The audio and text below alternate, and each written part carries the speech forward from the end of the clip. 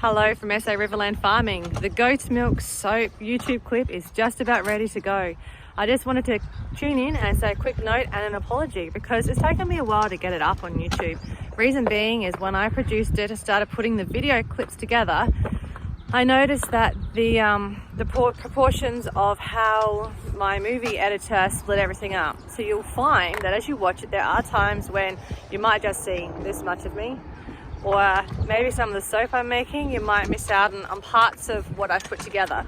So I did try and find other ways to fix it, and I couldn't do it, and I have made the soap and needed to purchase more caustic soda in order to make more. So I couldn't do it again to show you. So I hope you'll forgive me for that, and at the same time thoroughly enjoy watching how our ghost milk soap is made. And I guess the question is that maybe a lot of people are asking is, what is goat's milk soap good for? It is good for quite a variety of things. It's good for people with eczema, it's good for psoriasis, just dry skin in general and sensitive skin. It's also good for acne, especially if it has tea tree essential oil in it. And of course it's good for aging skin as well. So now let you tune in to the video clip of what I made about how to make goat's milk soap. Here we go. Good morning and welcome to SA Riverland Farming with the Ohlmeyers. Today I'm making ghost milk soap. Have you ever wondered how it's made? What are the ingredients that I use in it? And is it really any good for your skin, like people say? Come along and follow me and find out as I do this video for you. What ingredients do I use in our ghost milk soap that I make here on the farm? Well, I use, of course, our goat's milk from our Sane goats that I freeze ready to use when I need it to make the soap. I use organic shea butter, organic coconut oil, and olive oil. I try and source the olive oil locally if I can, but it's not always a possibility. And of course, caustic soda. The caustic soda is added to the soap because it's the only way to make soap. Is caustic soda a harsh ingredient? Yes, caustic soda on its own is, but when it is put into the soap process, it doesn't have those qualities anymore once it's been made. It disappears. So it doesn't damage or hurt your skin once the soap has been made and it has been cured and is ready to use. And yes, here's the next pot that I'm making. I'm making 2 double batches.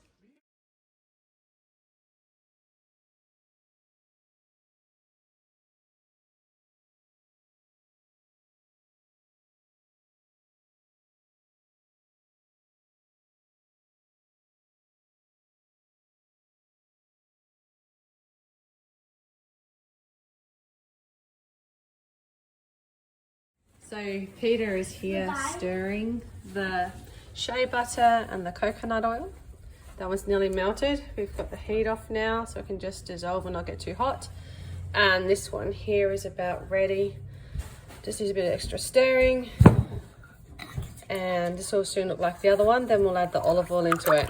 Then we get to keep the temperature as low as possible, which means it doesn't take so long to cool down, ready for the milk solution to go in.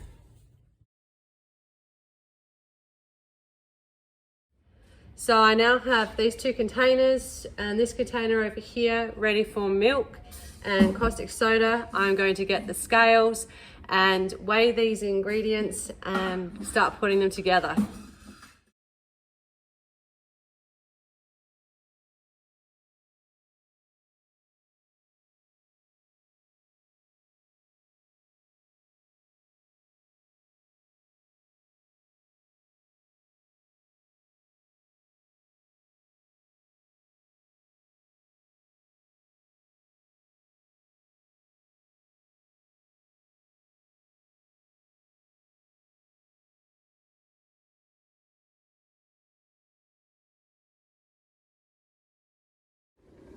Now we have finished putting the goat's milk and the caustic solution together over here, and we'll come over here and the oil is now ready to go. Look at that.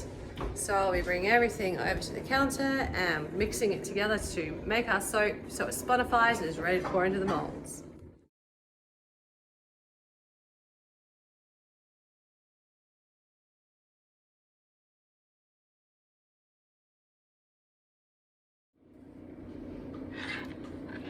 So this process that I'm now doing is mixing the milk and caustic soda solution with the oil solution. And as we mix it, it slowly begins to sponify. So this is quite runny here still at the moment. I slowly just put these together while this one here, you can see it's quite runny, this one here is starting to come together. So this is a little bit thicker. And as I continue to bar mix and stir, in a few more minutes, or maybe it's 10 minutes, it'll sponify, where it will leave a trace or a pattern on top of the soap.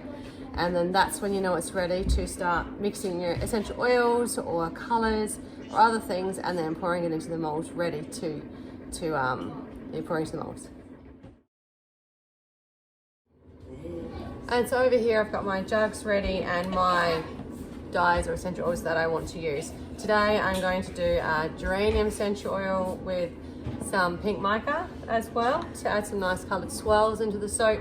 And I'm also going to make one as a coffee bar. So I've got my coffee granules there ready to put into my jug to put some soap in to stir it together, and add that for colour and effect and smell for a bar of soap as well.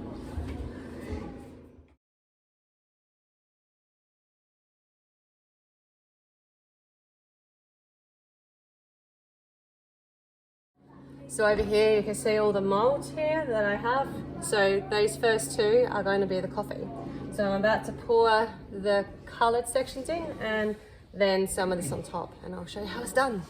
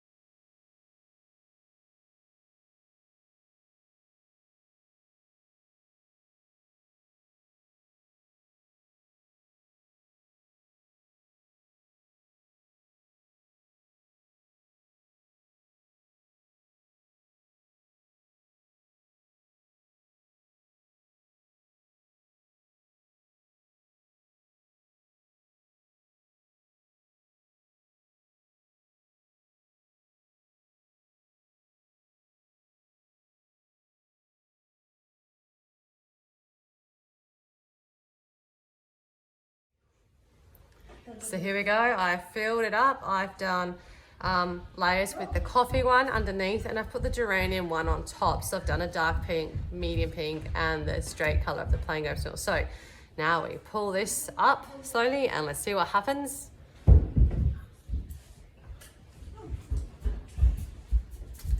Just stay back a bit. That's it.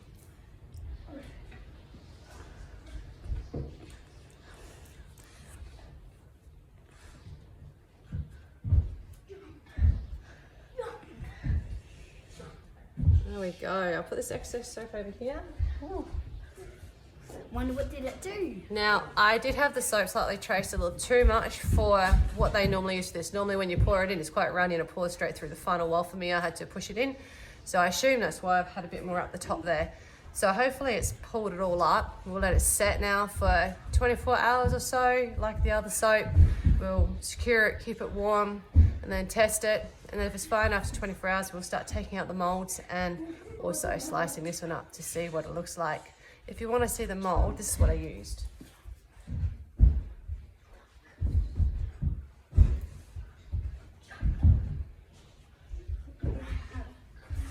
It's a rose one here. And I actually have a feeling that the coffee granules might be stuck in there and they've pulled up and the colour hasn't gone through properly. But we'll see. All experimentation, hey?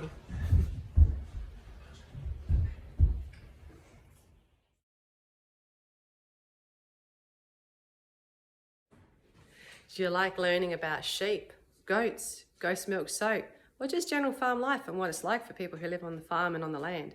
So if this sounds like you and the things you'd like to learn about and see and observe, come, join in and subscribe. Then you can keep in tune with us. So it's the next day. The soap seems to have set quite well. I'm just about to take it out the molds. So here we go.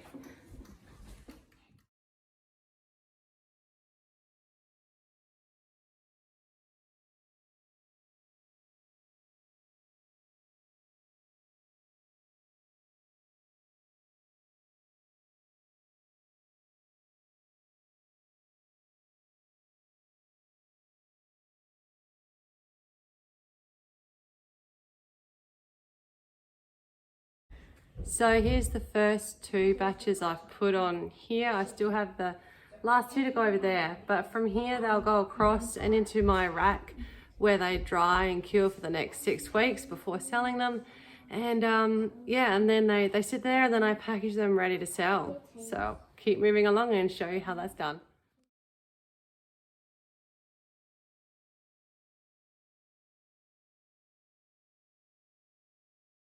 So now you know how we make ghost milk soap at home. Did you know though that it is very good for skin? Why do I bother to make it? Why do we use it? And why do I promote it? Why do I tell people that it is a good soap? It honestly is a very good soap. I myself have had very dry skin throughout time, and cracked hands, things like that. And I always find, even now, if I don't use ghost milk soap, and of course ours because I make it, that I get my skin problems back again. I get dry, itchy skin, my skin starts flaking, my hands will start to crack again, and those sorts of things. Ghost milk soap has high vitamin content. It's very high in vitamin A, also vitamin K. So the goat's milk soap with these vitamins and minerals helps to nourish the skin, helps it to heal, and also gives it more moisture. It's also in the soap, it has the same lipid structure as what our skin has as well. So this actually helps our skin to lock in its moisture, and that's where ghost milk soap is I guess intriguing and fascinating and amazing in how it suits the structure of our skin in order to help it heal. So as a finishing off note, just till next time, we did shear. We've got the shearing YouTube clip that'll be coming up within the next week or so. So please like, subscribe, keep in tune to see this video, and that's coming up, that is, and much more that's been happening here on the farm and around with the family, the things we do. Also, if you're interested in my ghost milk soap, I am at the SA Riverland Field Days this coming weekend. It runs on the September the 16th and 17th this year. So if you want to come around, say hello to me. I'd love to say hello to you and have a chat. And if you're interested in some soap, it'll be there as well as homemade produce, moisturising balms, beeswax wraps, and even my son, who loves to make home-baked goods as well. So till next time, and hope to see you at the field days. See you from SA Riverland Farming.